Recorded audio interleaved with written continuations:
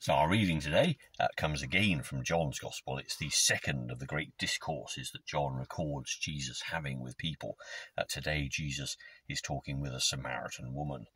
The context is we've had last week's discourse with Nicodemus.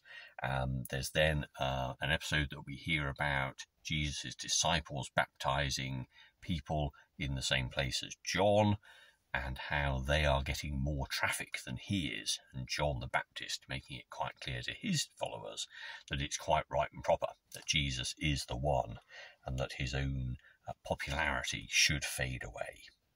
So this comes from chapter 4, and starting at verse 5.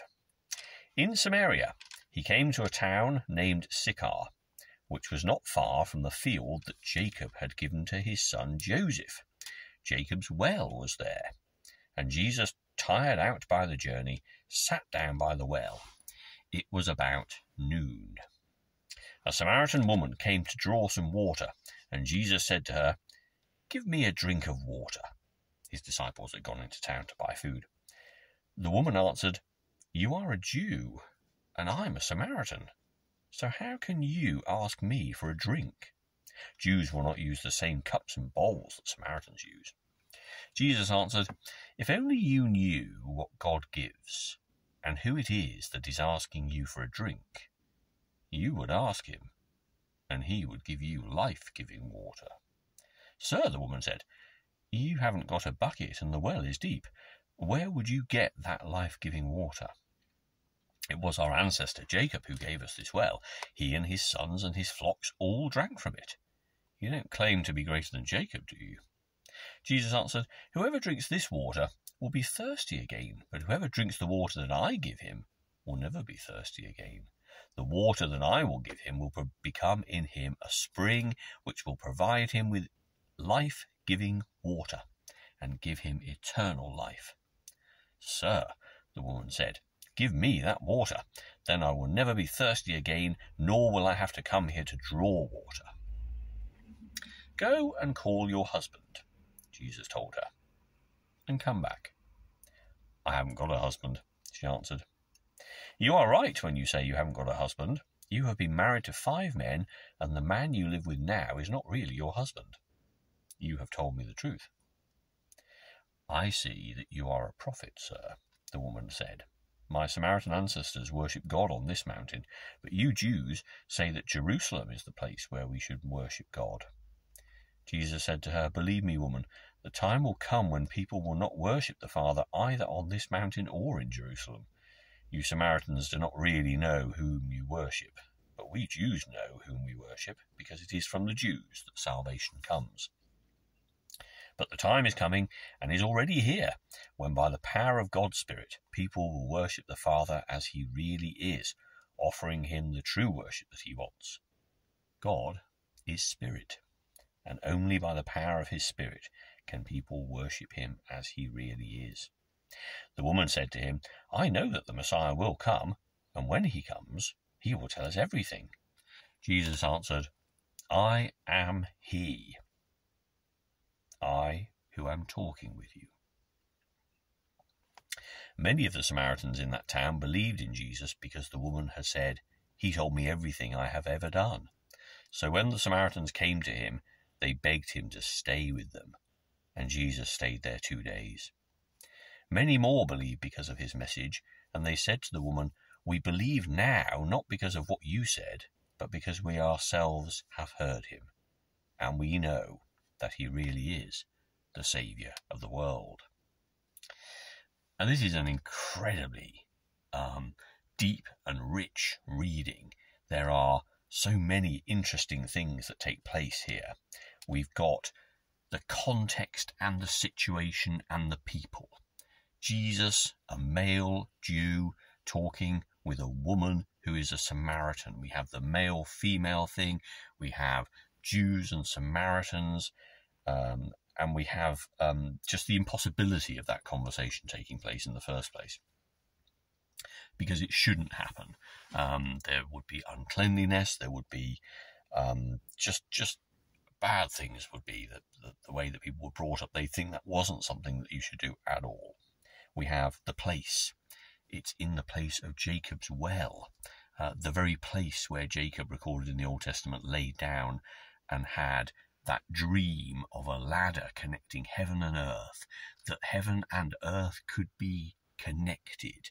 So here in that place, the conversation happens. Who is going to be that ladder? Who's going to be that connection between people? Well, Jesus is there and Jesus appears. We're told that it happens at noon, which of course is the time when Jesus is first taken away to be crucified. Very symbolic sort of offering time.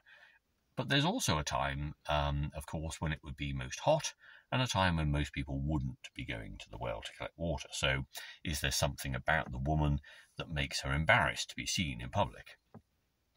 Maybe all this matrimonial stuff that follows soon after. Jesus asks her for a drink in the same way that Jesus had said to Nicodemus, you need to be born again. He comes out with a statement which is absolutely fine. But he crosses that cultural barrier, that ethical barrier, by saying to her, give me some water. She is invited then into the conversation and takes up the impossibility of the situation. But Jesus goes straight back, as he did with Nicodemus, with this more spiritual reply. If you knew who I was, you'd ask me, and I'd give you life-giving water. Now, this is where the whole thing about water starts to get a bit confusing, just like being born again was confusing to Nicodemus.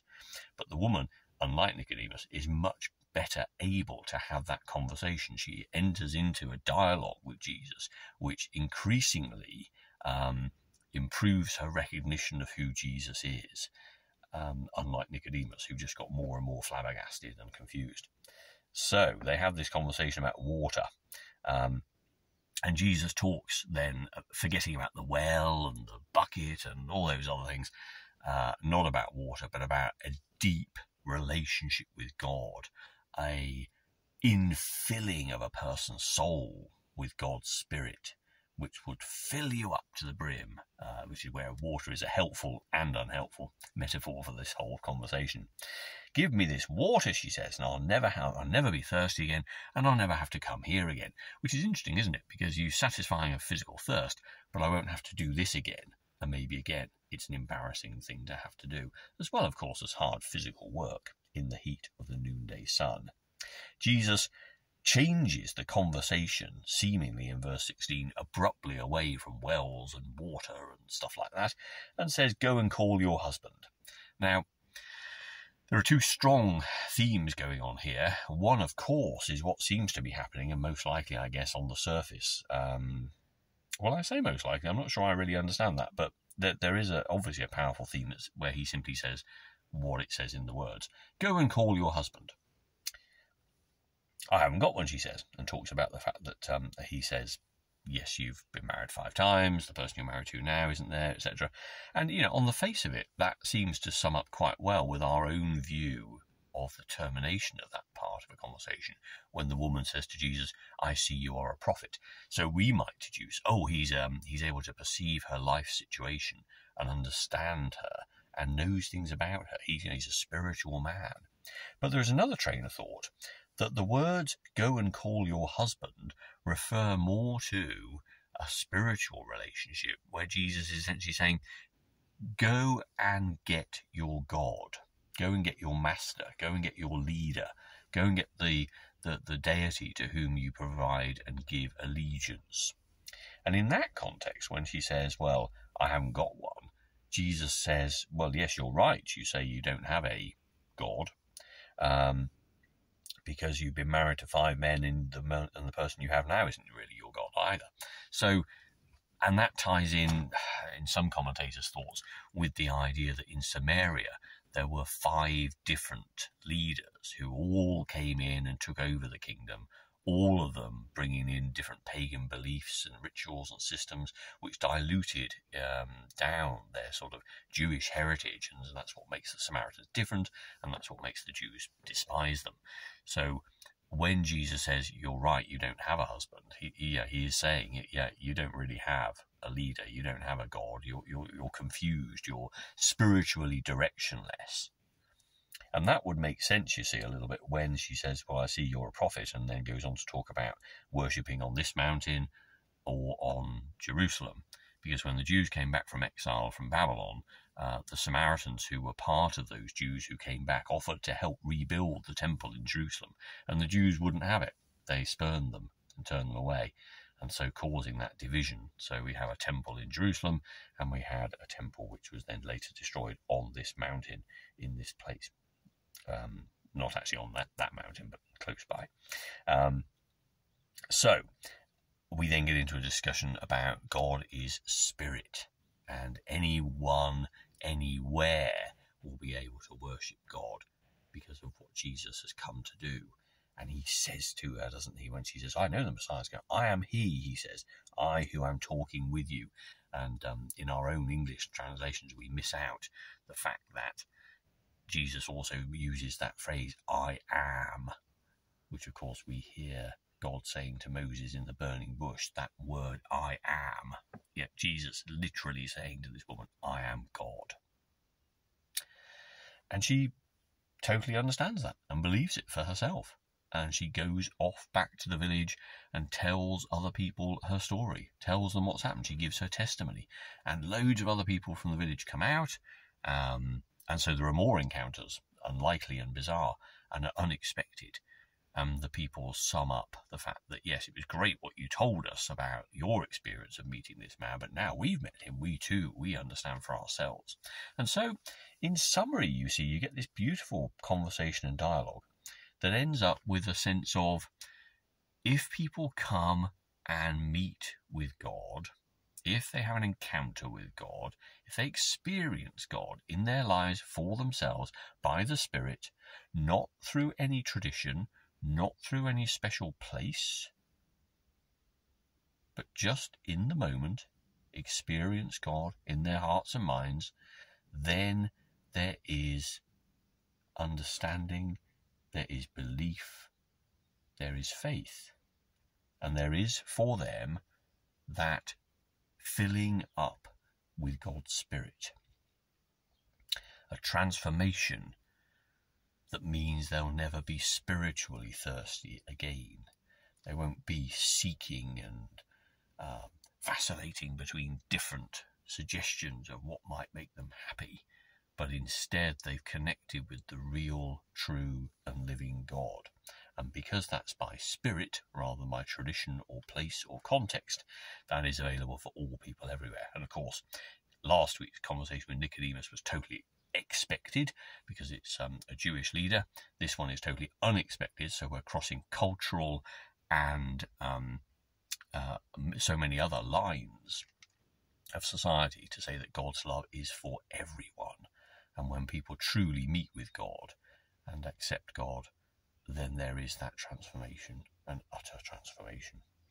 So it's a marvellous, marvellous story with so many threads in it, and a wonderful counterpoint to the conversation with Nicodemus, because this woman gets it and is open to have that dialogue. And I think for all of us, that's the kind of thing. It's rather than be mystified and confused, which I know sometimes the words do help us to be confused, we can see the truth behind all of these things. We can understand that God's love is there for all people, everywhere, anytime. And that, surely, is tremendous good news. That good love is there for all, you and I, when we encounter God, who is Spirit, everywhere and for everyone.